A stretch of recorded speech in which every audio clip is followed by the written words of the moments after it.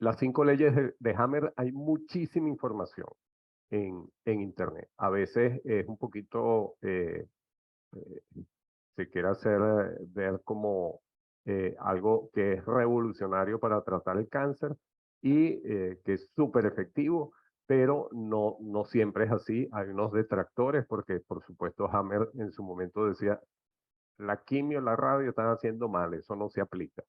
Entonces a él le quitaron el título de médico precisamente por una demanda contra eso. Eh, no, estoy yendo hacia atrás. Ok, este es el doctor Hammer. Él dice que la ciencia de la embriología y nuestro conocimiento de la evolución del hombre es la base de la medicina. Son las dos fuentes que nos revelan la naturaleza del cáncer y de todas las otras enfermedades. Él habla de todas las otras enfermedades y en francés sería maladie como, eh, como malattia, como en italiano, que es algo malo, dolencia, exacto, que es algo que duele, algo que no está bien, que el cuerpo se equivocó y hay que corregirlo. Entonces él dice que eso no es así. O sea, por eso es mal llamado dolencia. Ok, Hammer, además de médico, tiene tenía licenciatura en teología, además pediatra, psiquiatra, medicina interna y radiología. Fue jefe de servicio de medicina interna del Hospital Universitario Oncológico de Múnich y en Alemania estaba considerado como una eminencia. Hasta el momento en que presentó las conclusiones de sus investigaciones, que listo, ahí lo sacaron del hospital, lo execraron, lo demandaron y le quitaron el título. Las conclusiones venían de que en 1978 él sufrió un cáncer de testículo y su esposa de seno izquierdo. Los dos a la vez. Es bastante extraño. ¿Por qué? Porque meses antes sucedía la muerte accidental de uno de sus hijos. Entonces él comienza a pensar, ¿será la muerte del hijo lo que a mí me dio este cáncer y a mi esposa le dio este cáncer de seno? Y por ahí comenzó la investigación. Y efectivamente, él dice que eh, la primera ley de hierro, que después establece 5 leyes, él habla de leyes, no es correcto llamarlo leyes porque una ley tiene que ser demostrada. Él dice que la demostró, pero eso no es a ciencia cierta. Generalmente se habla de teoría, por ejemplo. No existe la ley de la evolución, a pesar de que la teoría de la evolución tiene mucho tiempo, pero no se ha demostrado. Por lo tanto, se habla de la teoría de la evolución, no de la ley de la evolución.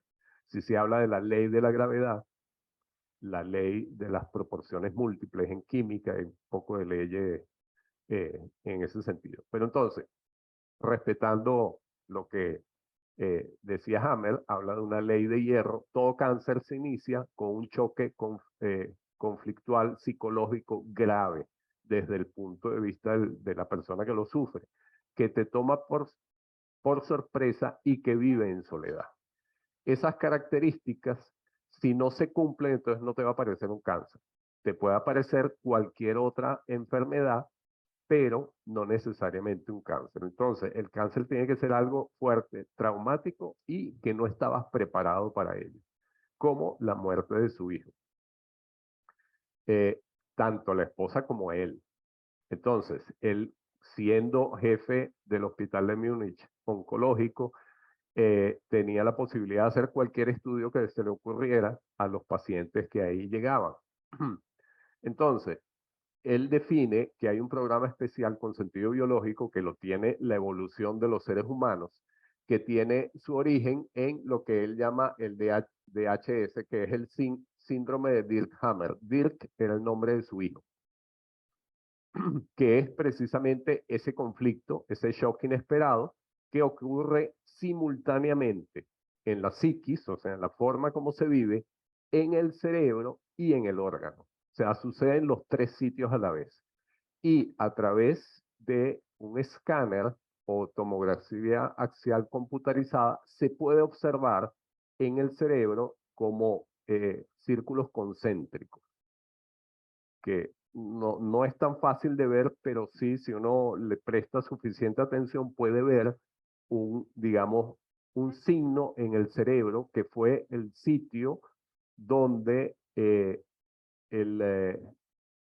digamos, la zona del cerebro que corresponde a un aspecto personal, es decir, territorio o de hijo o de procreación. Entonces, hay ciertos mapas donde dice dónde aparece ese círculo, ahí está relacionado con un conflicto de, por ejemplo, territorio. Entonces, él mandándole a los pacientes que tenía de oncología en el hospital de Múnich,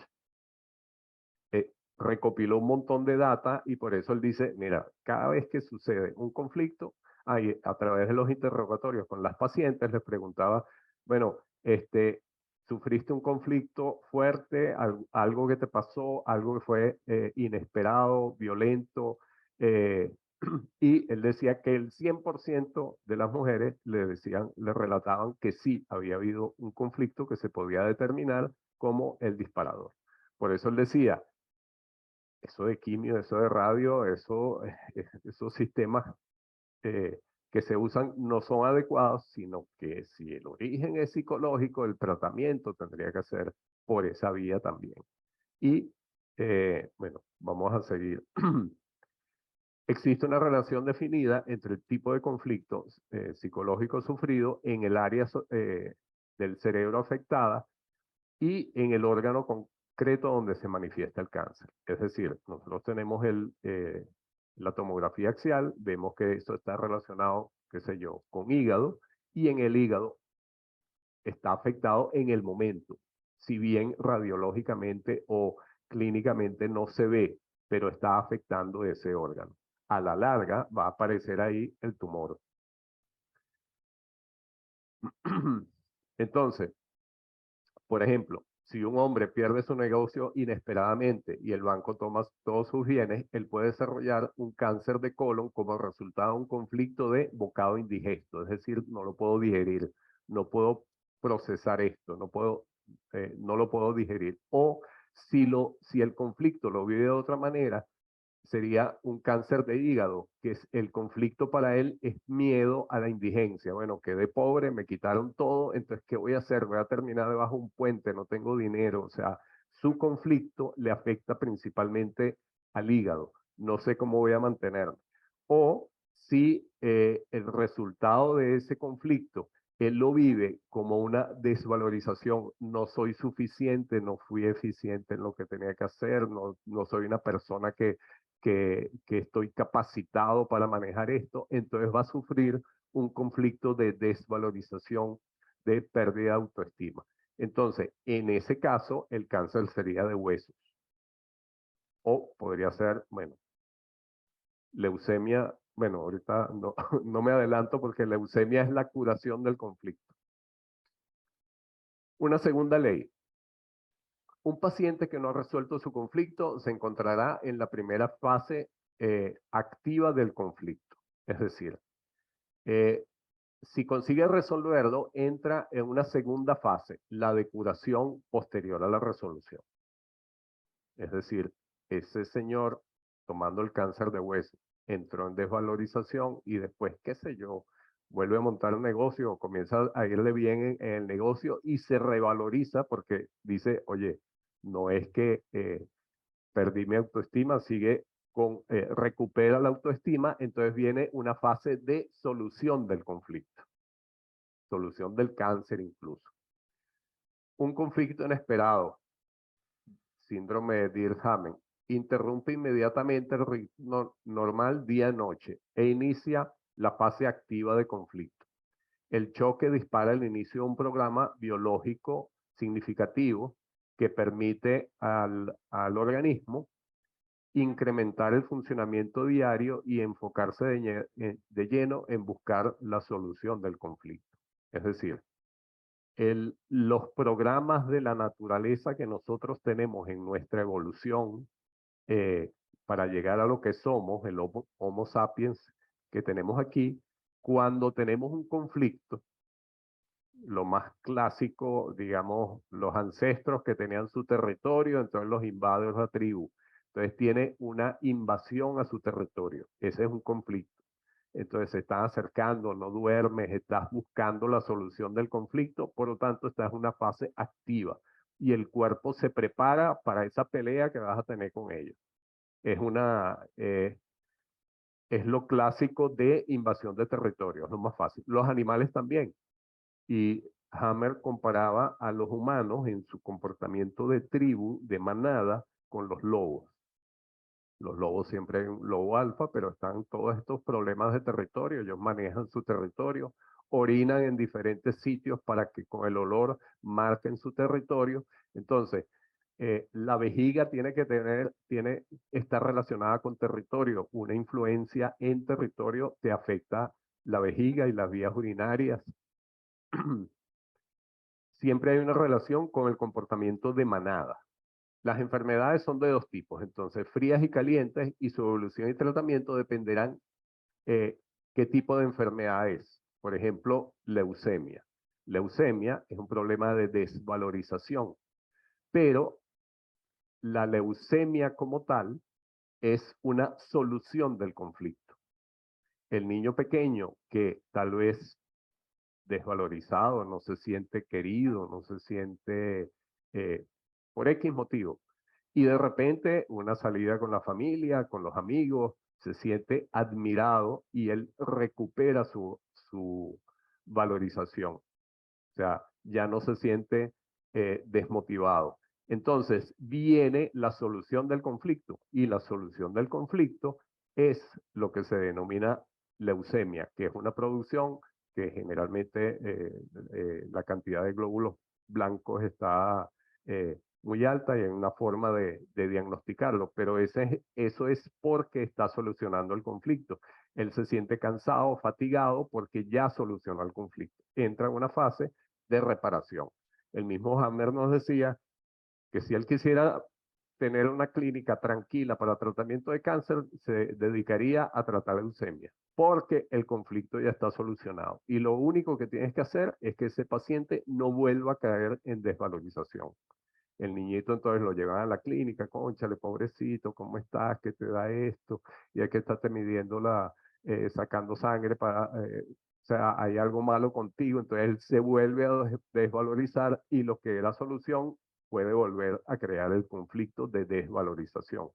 Entonces ahí es donde él decía, aquí hay que cuidar, el niño está revalorizado, está solucionado, no tienes que hacer nada prácticamente, él va a salir de eso. Aquí hay un gráfico, vamos a prestar atención a esta parte. Esto sería los ciclos de, digamos, de energía vital de la persona que entra, duerme, se despierta, tiene una vida regular, pero viene ese conflicto violento eh, Dirk Hammer y comienza el problema del conflicto.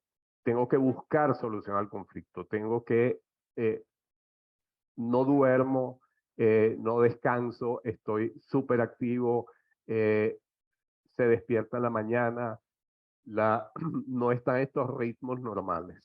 Después de un tiempo viene tal vez la solución del conflicto, qué sé yo, peleaste con los que te están invadiendo tu territorio y ganaste, solucionaste el conflicto, o qué sé yo, también aceptaste que ese territorio es de ellos se van a encargar de ellos y lo aceptas y dices, no te queda el deseo de venganza, ni no, eso es tuyo, listo, ya está, lo saco de la cabeza, solucionaste el conflicto.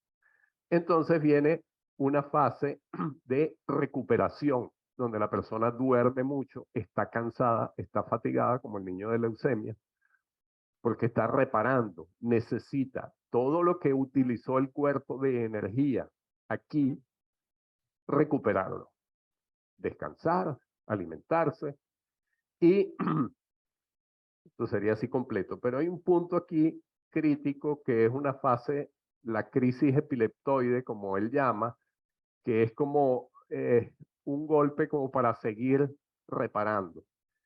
Y aquí dice que en algunos casos, dependiendo del conflicto, sucede el infarto. Entonces él habla de que si esta crisis duró más de 6 meses, una crisis de territorio generalmente, y se solucionó el conflicto, viene la fase de descanso, bueno, de felicidad, ya recuperé mi territorio, vamos a festejar, o necesitaba, o para ti el territorio era la parte económica y te llegó una herencia, entonces estás tranquilo, feliz, comienzas a vivir de nuevo como estabas antes, duermes, comes, recuperas el apetito, pero llega un momento en que hay esa, digamos, ese golpe y ahí viene un infarto. Si esto fue más de 6 meses, el infarto es fulminante, muere. Si es menos de 6 meses, hay un infarto que tal vez no afecta mucho, pero sigue todavía con su reparación hasta volver a fase normal como estábamos antes. Lo que pasa es que nosotros tenemos conflictos tras conflictos y está todo mezclado. Esto es simplificado. Él le presta mucha atención a esta parte, el cerebro antiguo, que es la parte amarilla, y las otras partes de las zonas del cerebro, mesodermo, endodermo, ectodermo, como algo importante porque toda manifestación, dependiendo de cómo lo vivamos, va a afectarte, va a alojarse en una zona del mesodermo, del ectodermo o del endodermo. Entonces, la segunda ley habla de 2 fases. Toda aparición de un conflicto, como el mencionado, es seguido por una etapa de estrés, fase activa de conflicto. Estamos buscando solucionar a eso, la invasión de territorio, la pérdida de dinero, lo que sea, no dormimos, no comemos, estamos pendientes de eso. Está como el disco rayado en la cabeza pensando qué hacemos, qué hacemos. Ahí está el problema. Si lo vives en soledad y te tomó de sorpresa, generalmente es un cáncer. En esa fase la persona muestra nerviosismo, manos frías, por eso se habla de enfermedades frías, dificultad para dormir, tensión muscular, falta de descanso, de relajación, respiración superficial. En este sentido, practicar técnicas de relajación, ejercicios suaves de estiramientos puede atenuar el impacto del conflicto psicológico. Por eso él habla de que nosotros tenemos que saber en qué la enfermedad del paciente, en qué momento está, si está en fase activa o fase de solución de conflicto. En el momento que se soluciona el conflicto psicológico, se entra en la segunda fase, fase resolutiva o curativa del conflicto, en la que el predominio es de relajación y cansancio. Estás fatigado, estás que, oye, tengo que dormir, me levanto en la mañana cansado. Es decir, el momento que se resuelve el conflicto psicológico, la enfermedad inicia su proceso de autocuración. Y en el TAC, en la tomografía axial computarizada, ya se ve el círculo concéntrico, pero de otra manera. No sé explicarlo, pero él decía, yo nada más con el TAC puedo saber, aquí tienes un conflicto resuelto y aquí tienes un conflicto activo. O sea, los que manejan la tomografía lo pueden ver. Entonces, si el cuerpo tiene un entorno adecuado, libre de tóxicos y la suficiente energía, el proceso de curación se produce solo. Cabe que resaltar que muchas veces la segunda fase es cuando se produce el diagnóstico, es cuando el paciente va al médico y el médico lo recibe porque estoy cansado, no tengo fuerzas para levantarme, estoy aumentando de peso, como en el caso de la leucemia o el infarto del miocardio, que si bien puede ocasionar complicaciones importantes que hay que tratar, hay que atenderlas como proceso de curación. Él nos contaba de un caso, un señor que allá en Alemania se compró su casa bien bonita, era soltero y después dice, bueno, con esta casa, ahorita lo que necesito es una buena mujer para casarme y formar una familia. Entonces, efectivamente, se consiguió su mujer, se mudaron para la casa, pero él lo que quería era como, no, él lo que quería como un artilugio adicional a la casa. Entonces, por supuesto, no funcionó bien y la mujer le monta cachos con el vecino. ¿Ok? Se separan, se separan, pero ella se queda viviendo con el vecino. Entonces, Para él, según Hammer, era un conflicto de territorio, porque él había utilizado a su esposa como si fuera parte del territorio de su casa. Entonces, eso había pasado, ya llevaba más de años con eso, por lo tanto, era un conflicto de territorio que le iba a dar un infarto en la fase de curación. Entonces él le dijo que, mira, cada vez que tú pases por la casa del vecino y veas a tu mujer allá, te tiene que dar rabia. En el momento en que tú no sientas rabia, que aceptaste, que solucionaste el conflicto completamente, te va a dar un infarto y va a ser fatal. Entonces, si quieres mantenerte con vida, tienes que darte rabia todo el tiempo. Por lo tanto, solucionar conflictos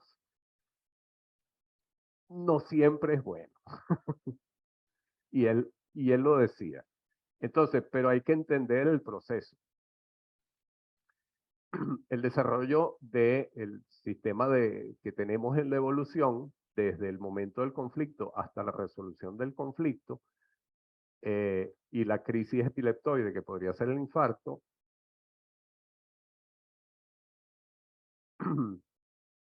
en lo más alto de la fase de sanación y el retorno a la normalidad, o sea, que es el proceso que sucede la crisis epileptoide, se ejecuta en todos los tres niveles, en la psiquis, en el cerebro y en el órgano. Es decir, igual que el conflicto lo causa, la curación también sana las tres etapas. Lo que pasa que en la parte de la psiquis, digamos la que se soluciona más rápido, no es visible. En la parte del cerebro queda la marca por tiempo y por supuesto en el órgano afectado tiene que recuperar toda esa parte de tejido perdido o ulceración o proliferación, crecimiento, etc. La tercera ley ya se refiere específicamente al cáncer y habla de sistema ontogénico de las enfermedades, cáncer o equivalente a cáncer, que son los programas especiales en sentido biológico. Aquí él relaciona cada hoja embrionaria, tiene una forma de comportarse en el conflicto activo y en solución. Ectodermo, mesodermo y endodermo. En este caso, bueno, estas son las partes del cerebro, el cerebro que también se llama reptil, el mesodermo es la capa media y el ectodermo es la capa, digamos, más evolutiva, más reciente para nosotros. La manifestación de las enfermedades depende del origen del embriológico del tejido afectado. Cuando el impacto se realiza sobre un tejido desarrollado a partir del endodermo o del mesodermo, durante la fase activa de conflicto se genera proliferación celular o tumeraciones, es decir, crecimiento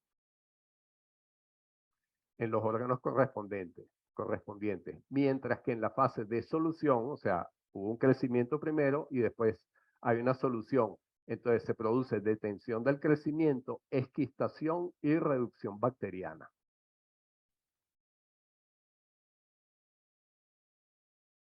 Vamos a ir a esto. Cuando el impacto se realiza sobre el tejido desarrollado a partir del ectodermo, durante la fase activa, durante la generación, se genera necrosis o ulceraciones en los órganos correspondientes, mientras en la fase resolutiva hay edematización, hinchazón, crecimiento abundante y cicatrización. Es decir, se comporta diferente la curación dependiendo de la hoja embrionaria eh, que nos, que nos afecta. Cuarta ley. Aquí es algo que es bastante revolucionario.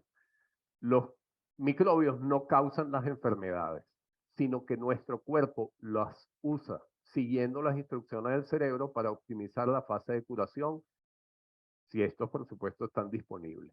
En el momento de la solución del conflicto, esto recibe una señal del cerebro para comenzar a trabajar en la tarea que le fue asignada, causando la inflamación como fase previa a la curación, o la degradación de tejido, si fue crecido tejido muy grande a través de hongos, bacterias. Entonces, bueno, aquí cambiaría el enfoque de que, bueno, mira, tienes que darle antibióticos de entrada porque sí, no, estás en una solución de conflicto. Lo que pasa es que, bueno, aquí ya es un tema como bien complicado manejarlo. Los microbios, bacterias, virus colaboran en el organismo durante la fase de curación. Es decir, una gripe, por ejemplo, es una manifestación de resolución de un conflicto psicológico, sobre todo de territorio. O sea, un problema de una gripe. Y lo que decía es que nosotros tenemos pequeños conflictos durante nuestra vida, entonces viene la etapa estacional, donde hay el virus de la estación, y nosotros contagiamos el virus. Unos sí, unos no. Los que lo contagian es que lo están utilizando para sanar ese pequeño conflicto que tuvieron. Y los que no se contagiaron no necesitaban ese virus. Están en contacto con él, pero no se contagian. Así de sencillo. Y generalmente, aquí hay algo bien importante, eh, cuando hay miedo a la muerte, el virus ataca principal o el conflicto se ubica en los pulmones. Entonces, entre más miedo a la muerte tengas por el COVID, más probabilidades tienes de contagiarte, porque lo vas a usar para solucionar el conflicto.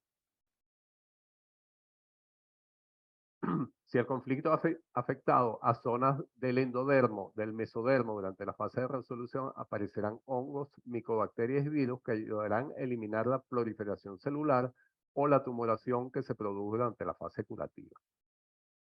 Es decir, una ulceración en un cáncer de seno, que sería como, bueno, que se ve purulento, contaminado, etcétera, sería una fase de solución. Si el conflicto afectó el ectodermo durante la fase de resolución, aparecerán microorganismos y virus que ayudarán a restaurar la necrosis o ulceraciones producidas en la fase activa de conflicto.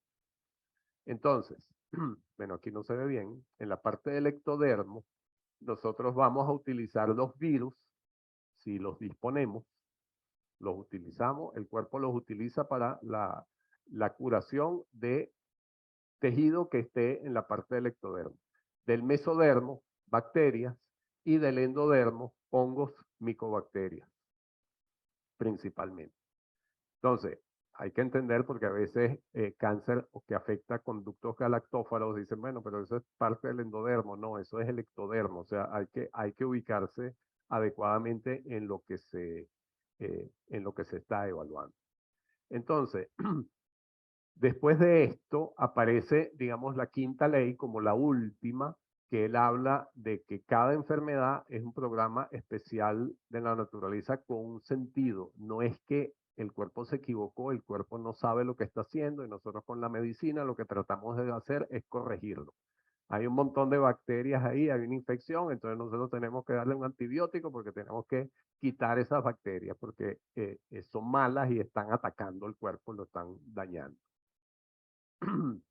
Entonces, a lo largo de la evolución de lo que somos ahora, nosotros somos eh, un programa lógico de evolución. El cuerpo lo que hace es perpetuar la especie y mantener la evolución que nosotros aprendimos. Y por lo tanto, la enfermedad es simplemente reparaciones y no son algo que tenemos que estar combatiendo o eliminando las enfermedades. Entonces, esto se llama Nueva Medicina Germánica, se aparece mucho en las páginas de internet. Nos indica que nada en la naturaleza es maligno o insignificante, como lo habíamos pensado. Cada conflicto Dirhammer que agarra a un individuo desprevenido o a contrapié, gatilla un programa biológico especial con sentido lógico, que es el SBS, el cual existe en el organismo, asiste al organismo en la resolución de una situación de conflicto actual. Incluso constelaciones, vamos a hablar un poquito de esto. En posiciones opuestas del cerebro pueden ser ahora entendidas como un metaprograma temporal significativo. Y para resumir esto un poquito, el cerebro, digamos, tiene zonas donde va a aparecer ese círculo concéntrico, que lo podemos ver en una tomografía. Entonces, si te toma en una parte, te está afectando, por ejemplo, territorio. Y si te toma en otra parte, te está afectando desvalorización o valorización. Pero si hay dos conflictos, uno de territorio, y después tienes otro conflicto de territorio, entonces no lo toma ahí, sino lo toma en el lado opuesto del cerebro, en el otro hemisferio del cerebro. Y cuando eso sucede, se crea una constelación. Y cuando hay una constelación, no te afecta ningún órgano. Está psicológicamente echado a perder, pero físicamente estás bien. Y entonces hay muchos conflictos que están, digamos, contrarrestados. Él hablaba de que las mujeres cuando entran, bueno, las mujeres siempre ven su lado preferente es un lado del cerebro, donde es donde primero se va a alojar el conflicto. En los hombres, el lado opuesto. Entonces, el conflicto, a una mujer, un conflicto de territorio no la afecta o sea, un conflicto de que le invaden el territorio no lo afecta en su lado de territorio, sino más bien de desvalorización. Lo ven diferente. O sea, pero la mujer cuando pasa a la menopausia, él se vuelve a tomar el lado del hombre. Entonces, si tenía una constelación, esa constelación se anula y ahí sí le afecta al órgano. Por eso, después de la menopausia, en muchas mujeres aparecen ciertas enfermedades que podrían ser constelaciones que estaban ahí latentes y aparecen patologías orgánicas. También, él decía, si hay esas constelaciones, tú no puedes andar por el mundo de psicólogo solucionando los conflictos o diciéndole a las personas que mira que el conflicto tal, porque solucionas uno, entonces te queda uno activo y ahí sí te afecta el órgano. Entonces, él contaba, ponía un ejemplo, al hombre lo botaron del trabajo, llega a la casa y se da cuenta que la mujer lo dejó. Y enfrentó los dos casos como conflicto de territorio. Entonces, se hizo en vez de ocupar el segundo caso, que es que la mujer lo dejó como un conflicto de territorio, entra como un conflicto de desvalorización y en vez de darle rabia o ponerse a pelear, no mentira, que el cuento era que consiguió a su mujer con otro en su casa, porque lo habían botado del trabajo y llegó temprano. Entonces, en vez de defender su territorio y entrar a pelear, está en la cocina llorando, porque es una desvalorización. O sea, pero simplemente porque uno de los zonas para tomar el conflicto está ocupado, entonces se va al otro lado del cerebro que le afecta la valorización. Entonces, la cosa no es tan sencilla y implica muchos aspectos psicológicos. 1998, ese es el doctor Hammer, y el que está a la derecha, uno jovencito, unos cuantos años antes. Sí. Esta es la misma tabla de la figura que tenemos atrás en la presentación. Esto se hizo en Málaga. Estábamos un grupo tanto de Venezuela como de Guatemala, Colombia y El Salvador. Esta doctora de Guatemala y este doctor de Venezuela y este doctor de Colombia, los tres han fallecido.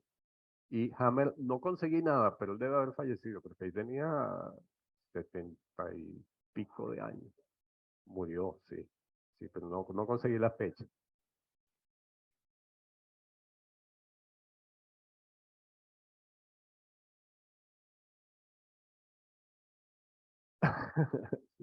Este doctor, René Peña, él cuando estaba ahí salió pero fascinado porque él había atendido a su padre un año antes, había muerto de un infarto. Entonces él cuenta de que a medida que me contaba Hammer, la historia me hizo clic eh, porque su papá había sido siempre llanero, generoso y tenía mujeres. Él no sabe cuántos hermanos tiene, o sea, siempre se echaba palos y bueno, o sea, vivía eso eh, como siempre tuvo dinero. Pero llegó una época en que le fue muy mal, perdió la casa, o sea, tuvo problemas y estaba, bueno, prácticamente él me decía, bueno, yo le tenía que dar plata para ayudarlo, entonces él se sentía mal porque, bueno, tenía que pedirme ayuda y le llega una herencia. Entonces, ese día que va al banco y tiene la plata, sale con el hermano que van y se echan palos, llegan en la madrugada, estaba feliz, vuelve a salir con las mujeres, tal, etcétera, y después de un tiempo lo llama, mira, que me siento mal y era un infarto fulminante, tal como lo describía Hammer en el caso.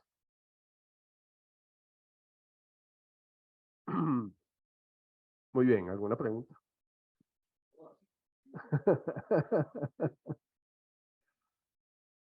Sí.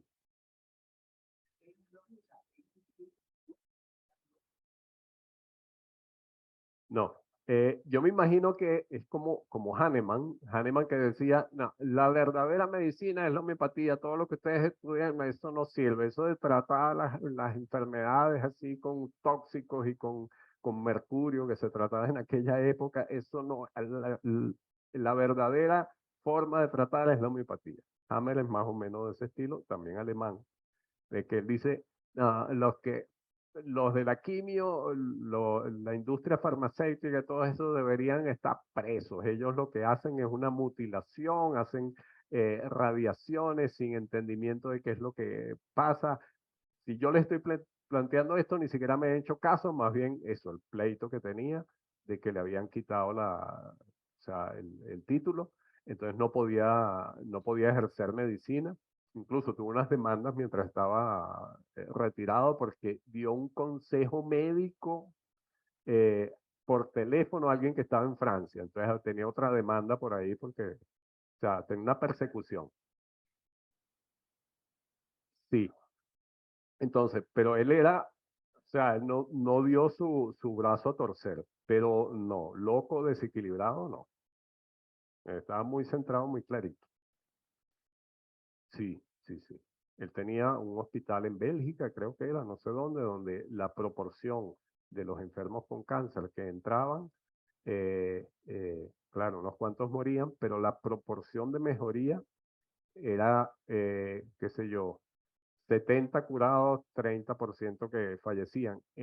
Contrario a los hospitales normales, que es al revés, 30 se curan, 70 fallecen. Entonces,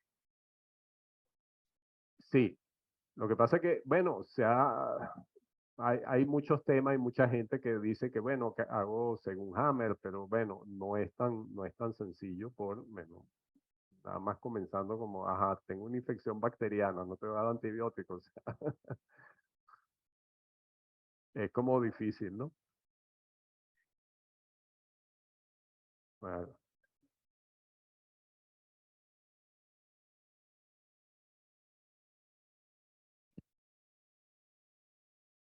Y el asunto es que cuando uno le llega a un paciente entre la fase 1 y en la fase 2, cuando el paciente tiene el conflicto, y creo que es lo que termina de empastelar la situación, busca soluciones inmediatas que no son la salida. Por ejemplo, tú tienes un problema y en vez de sentarte a resolverlo, entonces te vas a tomar alcohol porque tú necesitas mm, una compensación inmediata o olvidarlo temporalmente.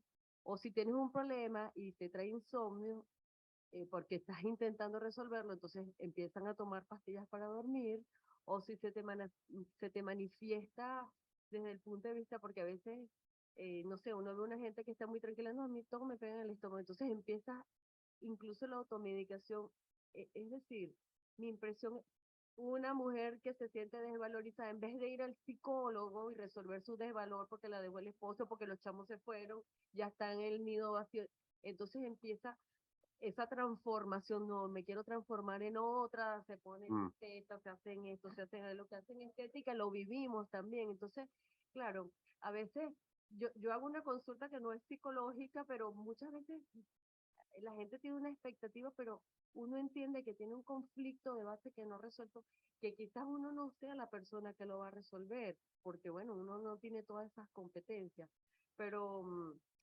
digo, los años que yo tengo de experiencia yo lo vivo, o sea, lo he vivido, y lo que decía con respecto al miedo también lo vivimos personalmente. Nosotros estuvimos expuestos al COVID y te voy a decir algo, yo uso más el tapaboca ahorita que antes.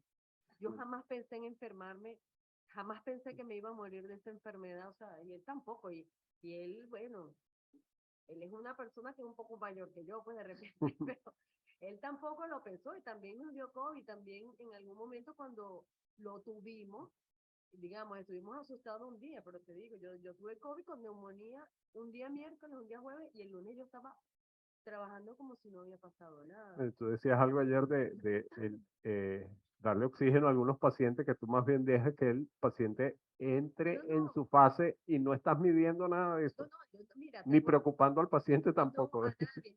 O sea, nosotros estábamos siguiendo una teoría que está descrita, que ha sido mi teoría, como te digo, como yo pienso, esta teoría se puso de moda ahora. Y te digo, la verdad que yo le digo a la gente, mire, yo tengo desde el 2010 hablando de los daños del oxígeno, pero eso no estaba de moda. Eso era una clase y la daba una clase magistral en los congresos que se quedaba vacía. Y era como echarme a los leones, que la praxae, que esa gente me persecutara porque yo soy una loca.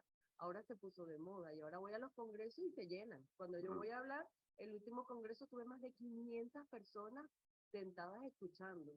Porque bueno, no es que uno sea un referente, pero la gente quiere escuchar otra cosa. claro. No, bueno, pero eso es dejar al cuerpo que está haciendo bien Y su lo que cosa. acabas de cuando Carlos dice, por eso es que nosotros no nos moríamos, porque nosotros, sinceramente, te voy a decir, era imposible el nivel de trabajo que nosotros teníamos desde las 7 de la mañana, las 5 de la mañana, las 3 de la mañana, porque de repente uno no le contesta el teléfono, hay médicos que apagan sus teléfonos y ya yo ahorita lo dejé de pagar, pero para mí el aspecto psicológico en esos pacientes era muy importante, porque no es lo mismo que un paciente diga, doctor, tengo un dolor, pero ok, tómate un analgésico, pero un paciente que te llama a las 3 de la mañana, un familiar, doctor, mis papás dice que no puede respirar, ¿sabe? Esto es una situación verdaderamente angustiante. Mm, Y eso es efectivo. Mira, hacemos un trabajo psicológico con todos, con la formación del personal. Y él dice, no me le estén midiendo la saturación, porque en el COVID la saturación ya, no, yo le dejé de dar importancia a la saturación. Le digo, ¿cómo lo ves? Mis pacientes mm, quedan de alta con 70 saturación, comen, habla, mm. hace pipí, hace pupú, mándalo para su casa. Está en una insuficiencia respiratoria crónica que está descrita en los libros, pero que nunca nos había tocado vivirla. Los Está pacientes bien. ebóticos, que es la minúscula parte de pacientes que sufren, pero el EVOC tiene otro comportamiento y la saturación, la hipoxemia es la última fase, ya cuando el paciente ya hizo los cambios anatómicos, pacientes delgados, el paciente prácticamente está limitado a sus actividades, pero vive con una mínima, pero la saturación es lo último que se pierde, incluso en esos pacientes que tienen insuficiencias respiratorias crónicas, que por lo regular son hipercápnicas. El paciente pierde primero su capacidad de respirar ante el estímulo de CO2 y lo último que pierde es su estímulo a respirar al oxígeno, que es lo que le queda. Entonces en esos pacientes sí ponemos poquito oxígeno Claro. o los manejamos con poco oxígeno. Bueno, otra pregunta.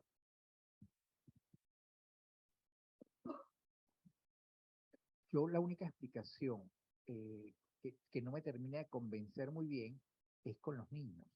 Los niños, estoy hablando de niños pequeños, menores de 3 años, no tienen una psique tan bien formada como para sentir miedo, desvalorización, o sea, no está formada para eso.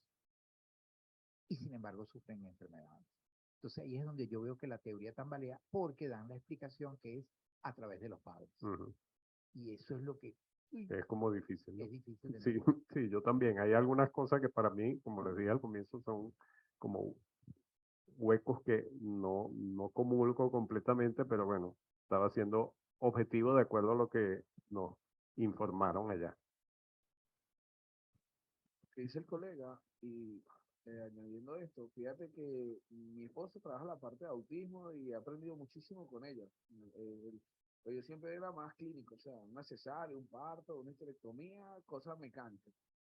Y con ella he aprendido, yendo a sus clases, aprendiendo con ella, he puesto en práctica a veces lo que es la motivación. Por ejemplo, cuando tú estimulas a la madre a hablarle a ese bebé, a ponerle luz, a ponerle música, mira, el cambio es muy notable. Y te puedo decir que, por ejemplo, nosotros a veces hacemos un parto necesario, el niño cae en shock, o sea, muere. Una muerte súbita y volvemos a reanimar, y volvemos a reanimar. ¿Y dónde pasa esto?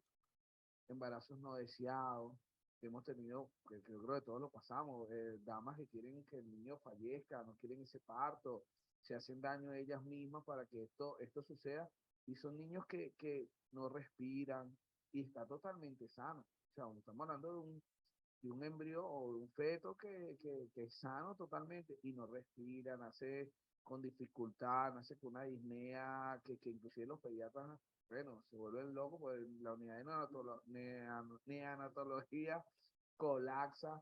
Entonces, tiene su fundamento. Lo que pasa es que como cada uno nos dedicamos a cosas distintas, o sea, no tenemos la oportunidad de sentarnos todas las especialidades distintas y dar nuestras experiencias.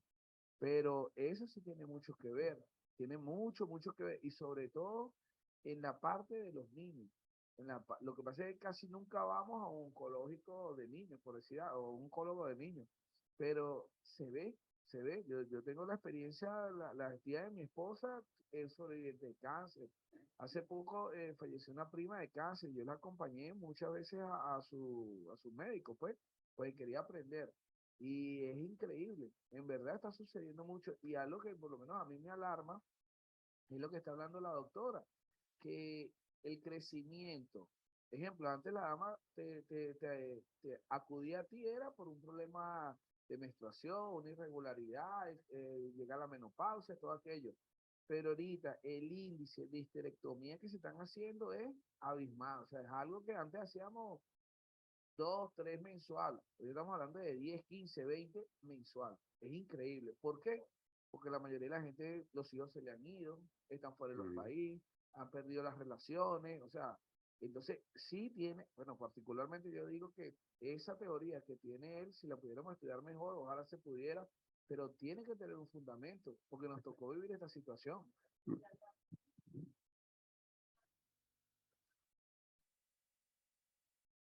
Claro.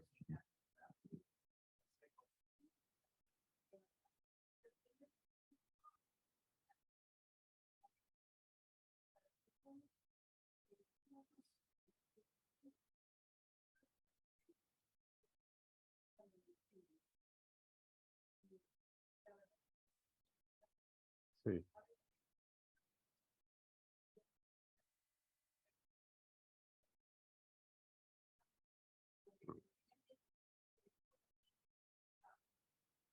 sí. Ajá. ¿Hay una pregunta? Ajá.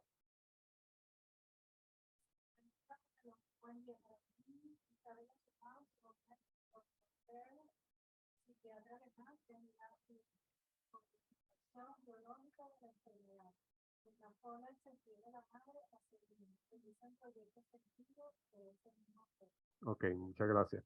Una cosa que me recordé de Hammer, bueno, que él hablaba de la manada. Nosotros somos manada y ahí se asocia con el enfoque de la antroposofía. Que la antroposofía no tiene que ver al paciente nada más, tiene que ver el ambiente donde vive, su familia y su entorno. Y aquí también, porque tal vez tú ves a una figura aquí, pero no sabes todo el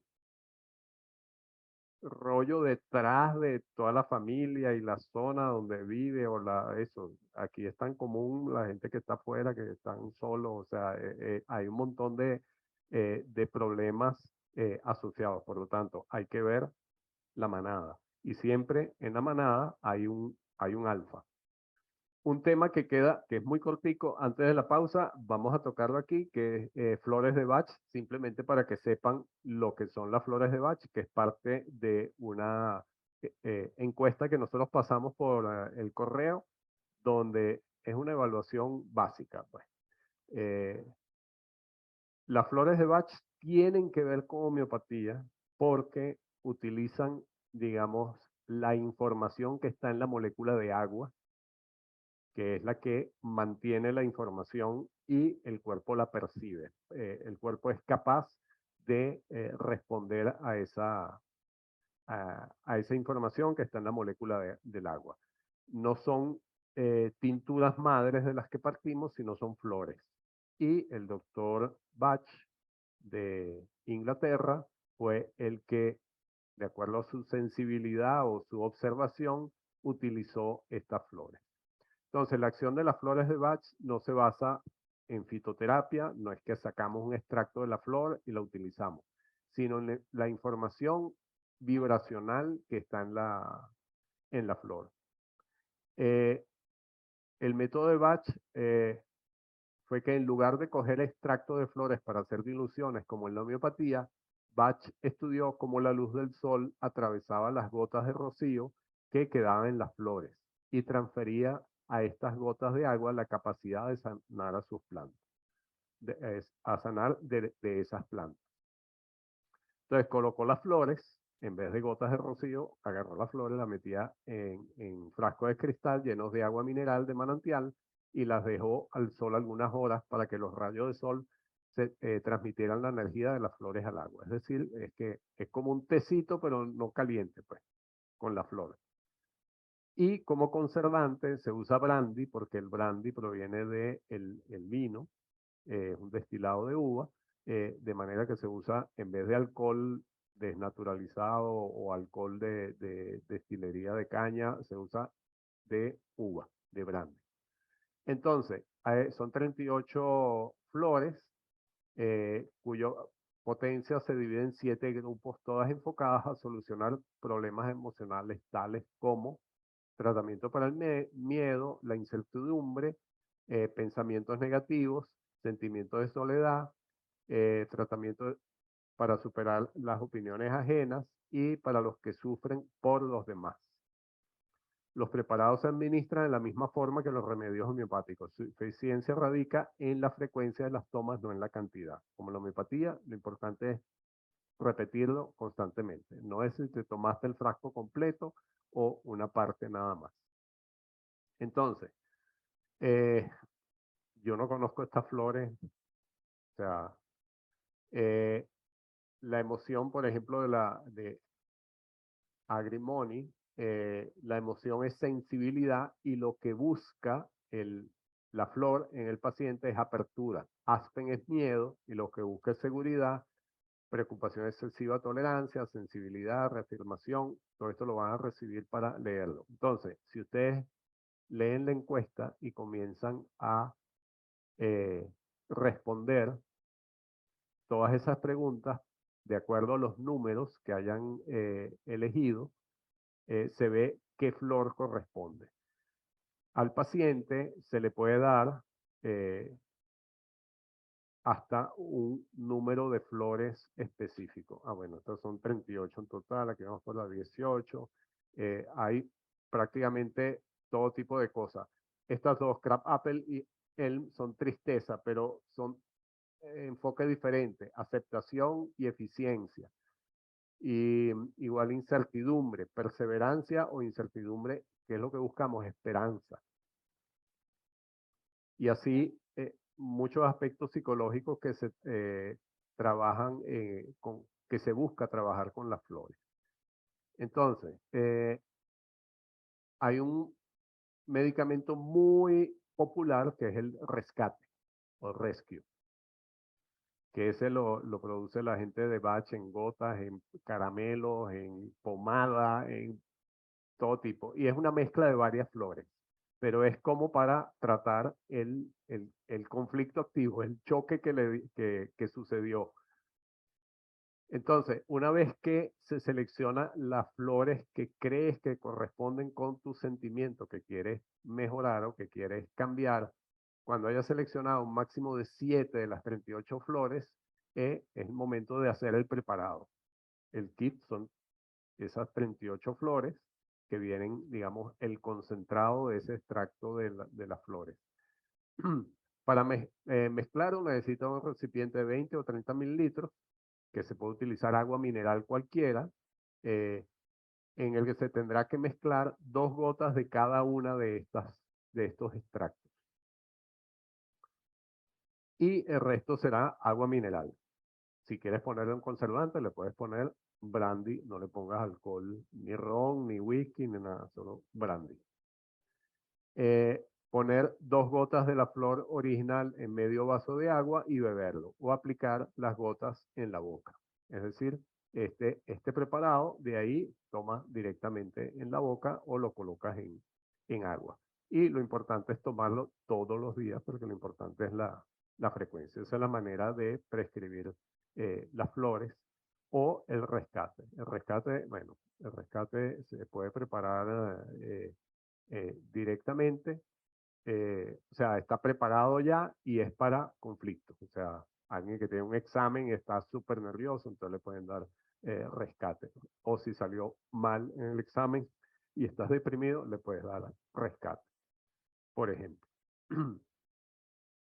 que sería el de rescate. Y estos son los frasquitos originales de Bach. Nosotros aquí en Biotecnoquímica les vendemos a la farmacia el kit para que la farmacia prepare el medicamento. Nosotros no lo preparamos aquí para pacientes.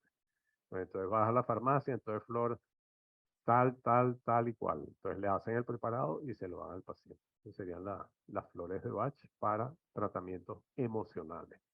Entonces, tiene que ver con homeopatía, pero no son productos homeopáticos. Han surgido a lo largo de los años otras flores, que están las flores de California, las orquídeas de Venezuela o las flores venezolanas, que también hay de todo tipo de cosas.